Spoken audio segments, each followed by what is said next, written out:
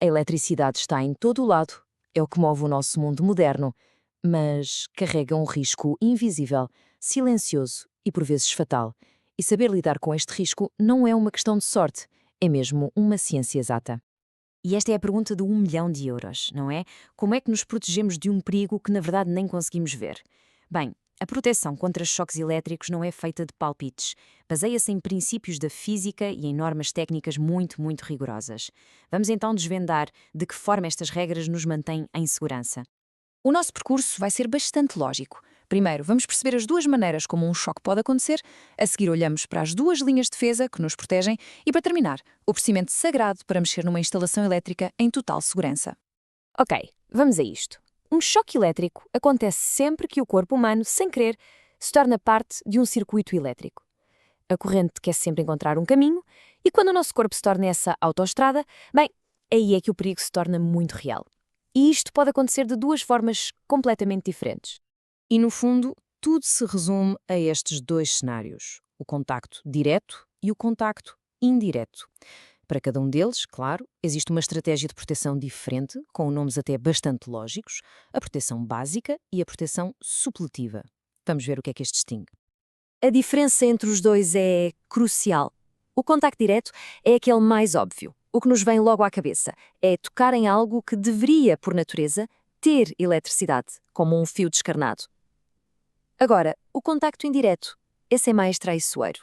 É tocar em algo que não deveria ter eletricidade nenhuma. Pensem na carcaça de metal de um frigorífico, mas que ficou em tensão por causa de uma avaria lá dentro.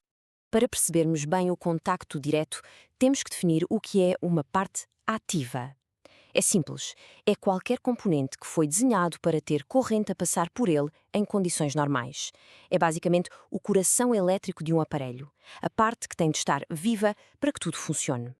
E para o contacto indireto, a palavra-chave é massa. Isto refere-se a todas as partes metálicas que estão por fora, como o invólucro de uma máquina de lavar. Em teoria, podemos tocar à vontade.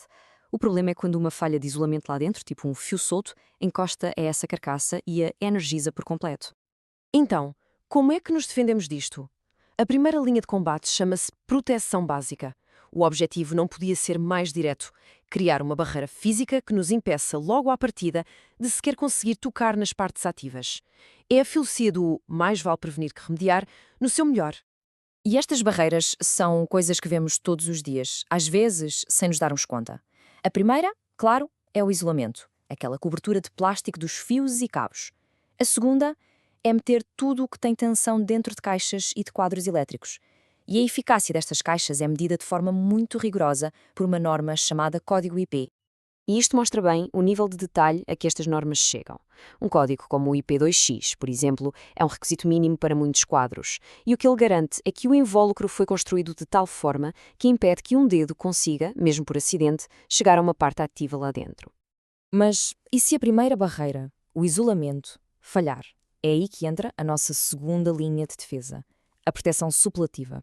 O papel dela não é prevenir a falha, mas sim atuar de forma automática e quase instantânea para eliminar o perigo assim que ele aparece. E atenção, este ponto é absolutamente fundamental. Não estamos a falar de uma coisa só, estamos a falar de um sistema.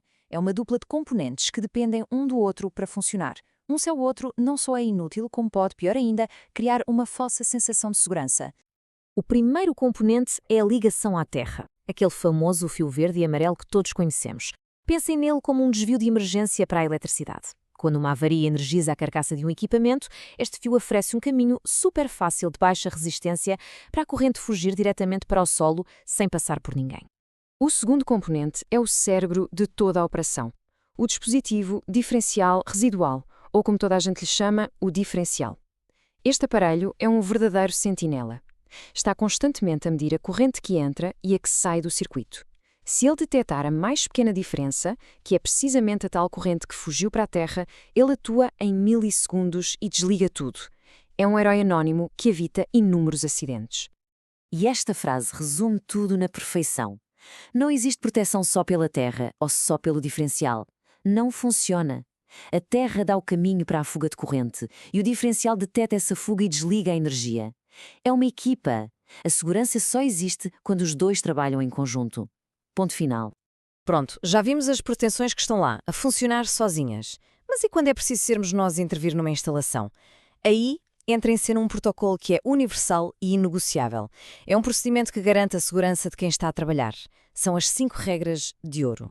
E a sequência aqui é sagrada. Primeiro, seccionar, cortar a energia. Segundo, bloquear, impedir que alguém volte a ligar por engano. Terceiro, talvez o mais crítico, verificar a ausência de tensão com o aparelho. O lema aqui é simples: não confiar, medir. Quarto, ligar à terra em curto-circuito, uma segurança extra. E por fim, quinto passo, delimitar a zona de trabalho, para proteger toda a gente. E quando o trabalho termina? Para voltar a ligar tudo em segurança, a lógica é a mesma, mas feita exatamente ao contrário. Começa-se pelo passo 5, a remover a sinalização, e vai-se subindo até ao passo 1, que é repor a energia. No fim de contas, a mensagem é só uma e é bem clara. Com a eletricidade, não há espaço para improvisos.